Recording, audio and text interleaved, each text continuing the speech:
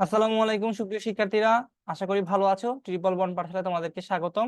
আজকের আমরা তোমাদের ক্লাস 9 এর ইউনিট 2 2.2.1 এটা নিয়ে আলোচনা করব এবং চলো আমরা শুরু করি।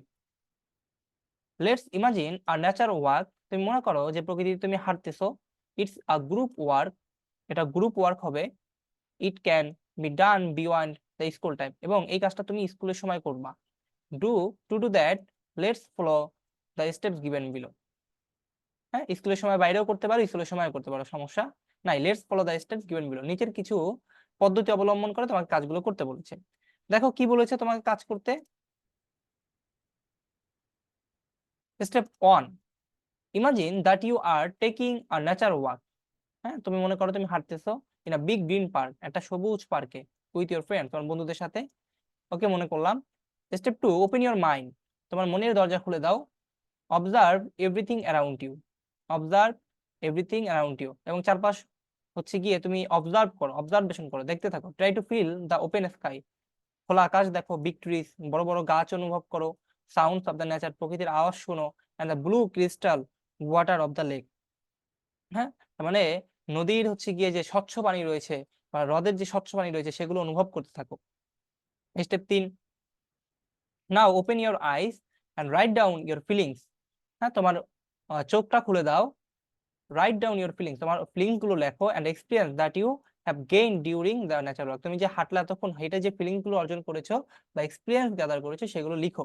Step 4, each group will sit in a circle, প্রত্যেকটা গ্রুপ একটা বৃত্তাকারে বসো।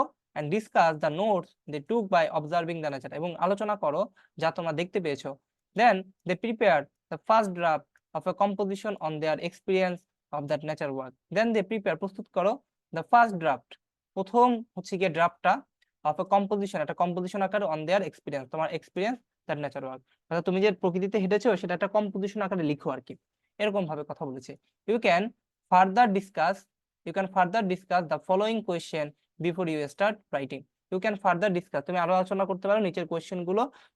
এইভাবে তুমি হচ্ছে একটা কম্পোজিশন লিখতে পারো নিচের কোয়েশ্চেন অনুযায়ী, যার ভিতরে এই 1 2 3 4 এই 4টা পয়েন্ট থাকবে। তুমি যেটা কম্পোজিশন লিখবা সেই কম্পোজিশনটার ভিতরে যেন এই 4টা পয়েন্ট থাকে, সেটা যেন ভুল না হয় বা মিস্টেক না হয়, সেই জিনিস তোমাকে বলে দিয়েছে।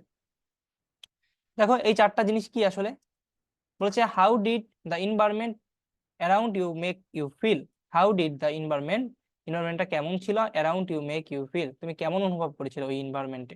হ্যাঁ, সেই জিনিসটা যেন থাকে। তার মানে এটা একটা কোয়েশ্চেন করেছে, তাহলে এই কোয়েশ্চেন উত্তরে যেন ওই কম্পোজিশনের ভিতরে থাকে। 2 number, did it evoke any specific emotion or memories. হ্যাঁ, আচ্ছা, এখানে ইভোক জিনিসটা আসলে কি হবে তাহলে? ইভোক মানে উদ্দীপনা, এরকম কিছু, বা আগ্রহ, উদ্দীপনা।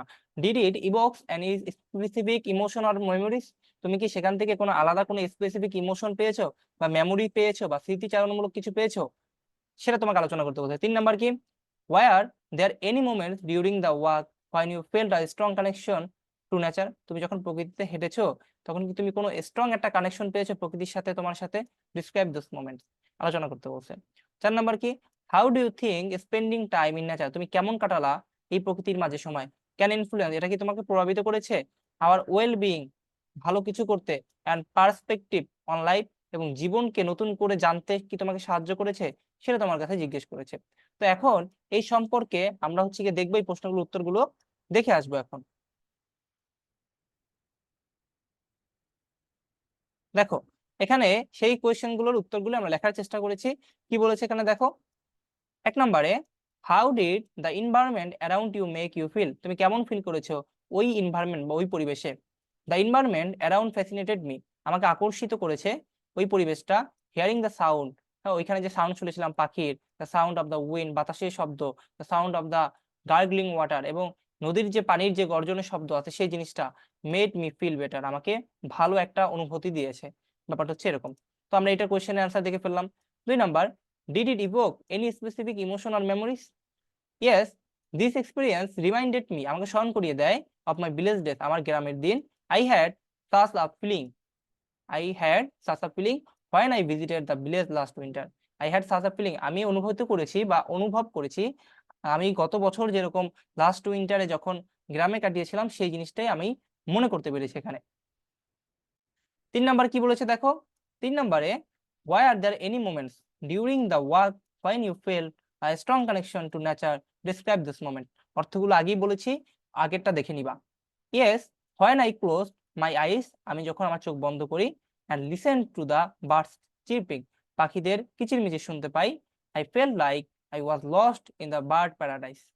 ওকে, I felt like, আমি অনুভব করতে পারি, I was lost in the bird paradise, এবং বার্ডের যে হচ্ছে অনুভূতিগুলো আছে বা তাদের যে শুভকামনা বা তাদের যে হচ্ছে হাসি খুশির যে জিনিসটা আছে সেই জিনিসটা অনুভব করতে পারি। I felt I lost touch with the, হ্যাঁ আচ্ছা, এতটুকু পর্যন্ত দিলে হবে, তোমার ওই নিচের অংশটুকু লাগবে না। হ্যাঁ, তুমি এই পর্যন্ত দিতে পারো, সমস্যা নাই, এই পর্যন্ত তুমি দিতে পারো। ওকে, গেল। এবার 4 নাম্বারটা আমরা দেখতে পারি কি, 4 নাম্বারটা, how do you think spending time in nature can influence our well being and perspective life? both body and mind should be kept fit to be fully healthy. কি করে আমাদের বডিকে ভালো রাখতে সহায়তা করে? I think spending time in nature makes us feel better. প্রকৃতির মাঝে হাঁটলে আমাদের বেটার রাখতে সহায়তা করে বা আমি ভালো অনুভব করি। So you should enjoy nature more. সেই জন্য আমাদের উচিত যে প্রকৃতিকে ভালো করে এনজয় করা। সুপ্রিয় শিক্ষার্থীরা, তোমাদের এই নিয়ে আমাদের 2.2.1 এটা শেষ হলো, এবং তোমরা যারা কোর্সে ভর্তি হতে চাচ্ছ তারা শীঘ্রই আমাদের হোয়াটসঅ্যাপ নাম্বারে ডেসক্রিপশনে দেওয়া আছে, সেইখানে যোগাযোগ করবা, আমরা তোমাদেরকে কোর্সে ভর্তি করে নিব। এবং তোমরা যারা কোর্সে ভর্তি হতে চাচ্ছ তারা এই সুন্দর সুন্দর নোটগুলো বা পিডিএফ গুলো বা আমাদের সাথে একবার সরাসরি কথা বলার সুযোগ পাবে এবং ক্লাসগুলো করতে পারবা। সেই জন্য ভালো থাকো, সুস্থ থাকো। আবার নেক্সট ক্লাসে 2.3.1 নিয়ে আলোচনা করব, এবং এখানে কিছু কবিতা রয়েছে, সেই কবিতাগুলো আমরা নেক্সট ক্লাসে দেখার ট্রাই করবো এবং অর্থ সহ দেখার ট্রাই করবো। সেই পর্যন্ত ভালো থাকো, সুস্থ থাকো, আল্লাহ হাফেজ।